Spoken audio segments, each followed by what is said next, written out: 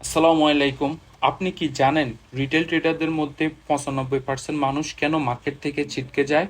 সবাই মনে করে বড় ব্যাংকগুলি তাদের লস করাচ্ছে, কিন্তু সত্যিটা হচ্ছে ভুলটা আপনার নিজের স্ট্র্যাটেজিতে। আজকের ভিডিওতে এমন 3টি ভুলের কথা বলবো যা বন্ধ করলে আপনার ট্রেডিং জার্নি বদলে যাবে। তো চলুন শুরু করা যাক। নাম্বার 1, হুজুগে পড়ে ট্রেড নেওয়া। অনেক ট্রেডার মার্কেটে একটু নড়াচড়া করলেই ভয় পায় যে লাভ মিস হয়ে যাচ্ছে, যেটাকে আমরা বলি ফিয়ার অফ মিসিং আউট, এপো এমও, আর তখনই তাড়াহুড়া করে এন্ট্রি নেয়। ওকে, আমি যদি আপনাদেরকে দেখাই, সব মুভমেন্ট ট্রেন্ড না। আপনাদেরকে বুঝতে হবে ট্রেন্ড কি হেলথি, স্বাভাবিক ওঠানামা, স্ট্রং, খুব শক্তিশালী, নাকি প্যারাবলিক, হঠাৎ লাফিয়ে ওঠা, যা আসলে ট্র্যাপ হতে পারে। এবার আসুন, চলুন আপনাদেরকে আমি চার্টে দেখাই কোনটা হেলথি। যেমন এটা হচ্ছে হেলথি ট্রেন্ড। আবার যদি আমি আপনাদেরকে দেখাই, এবার হচ্ছে যে স্ট্রং কোনটা, যেমন স্ট্রং হচ্ছে যে এটা। আমি যদি আপনাদেরকে H1 দেখাই, স্ট্রং ট্রেন্ড। ওকে, আর যেটা প্যারাবোলিক, হঠাৎ লাফিয়ে বাড়া, এটা হচ্ছে যে প্যারাবোলিক, যেটা রিটেল ট্রেডারকে ট্যাবে ফেলে দেয় আর তারা লস করে। ওকে, এবার নাম্বার 2, ট্রেডিং প্ল্যান মেনে না চলা। অনেকেই সুন্দর প্ল্যান বানায়, কিন্তু লস হওয়ার ভয়ে বা বেশি লোভে পড়ে সেই প্ল্যান ভেঙে ফেলে। মাঝপথে অধৈর্য হয়ে উল্টাপাল্টা ট্রেড নেয়। বড় ভুলের এটা একটা কারণ। সমাধান: আপনার ট্রেডিং প্ল্যানকে ধর্মগ্রন্থের মতো পবিত্র মনে করুন। আবেগ দিয়ে নয়, যুক্তি দিয়ে ট্রেড করুন। লাভের টার্গেট বারবার পরিবর্তন করবেন না। আমি যদি আপনাদেরকে অনেক সময় দেখাই যে কিভাবে তারা নতুন ট্রেডাররা একটা এন্ট্রি নেওয়ার পরে তারা এটা প্রফিট টার্গেট চেঞ্জ করে। যেমন আমরা এখানে দেখতে পাচ্ছি যে মার্কেট একটা সাপোর্ট জোনে যখন, রেজিস্ট্যান্স জোনে যখন আসে, তখন তারা এখান পর্যন্ত প্রফিটটা দেয়, বা এখান পর্যন্ত দেয়, বা অনেকে এখান পর্যন্ত দেয়। সো বারবার আপনার টিপিটা আপনি চেঞ্জ করবেন না। টিপি চেঞ্জ করলে আপনার প্ল্যান অনুযায়ী যদি আপনি টিপি রাখেন, ওই প্ল্যান অনুযায়ী টিপি রাখবেন, তাহলে যে আপনার এক্স্যাক্টলি একটা প্রপার প্ল্যান ফলো করতেছেন।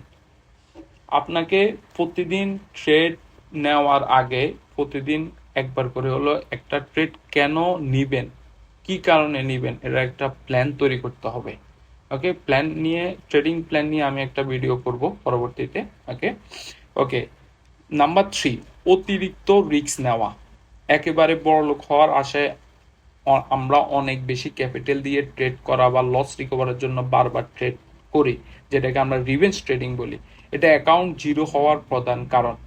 সমাধান: প্রতি ট্রেডে 1%-এর বেশি রিস্ক নেবেন না। 1% আমার মতে 0.5% হচ্ছে যে এটা বেস্ট। 0.5% হলে আপনি আরো কিছু বেশি ট্রেড করার সুযোগ থাকে। 0.5% যদি আপনার $10,000 অ্যাকাউন্ট থাকে, তাহলে আপনি হচ্ছে যে কি মিনিমাম 0.5% ট্রেড নেবেন পার ট্রেডে, 0.5%। ওকে, এবার আসেন, যদি এভাবে হোক $10,000 বা 20,000 বা 25,000 বা 50,000, আপনি অবশ্যই আপনার রিস্ক অনুযায়ী, প্রতিটা ট্রেডের রিস্ক অনুযায়ী ট্রেড নেবেন। আমরা অনেকেই স্টপ লস দিই না, কত পার্সেন্ট দিই। অনেক সময় ট্রেডে এন্ট্রি নিলে এটা আবেগ চলে আসে, হয়তো যে দেখি স্টপ লসটা আর একটু দেখি, স্টপ লসটা আর একটু দেখি, ট্রেড তো নিচে যাবে। এটাই হচ্ছে আমাদের অ্যাকাউন্ট জিরো হওয়ার প্রধান কারণ। ওকে, আগে যখন আমি প্রথম ট্রেড করতাম আমিও এই ভুলগুলা করতাম, তাই এখন আপনাদেরকে আমি সতর্ক করতেছি। মূল শিক্ষা, 3টা গোল্ডেন রুল বলি আপনাদেরকে। মার্কেটের পেছনে দৌড়াবেন না, প্ল্যান অনুযায়ী সুযোগের অপেক্ষা করুন, নিজের তৈরি করা নিয়মের বাইরে কখনোই যাবেন না, রিস্ক ম্যানেজমেন্টে কঠোর হন, ইমোশনাল কন্ট্রোল করতে শিখুন। এই 3টা জিনিস খুবই গুরুত্বপূর্ণ ট্রেডিংয়ে।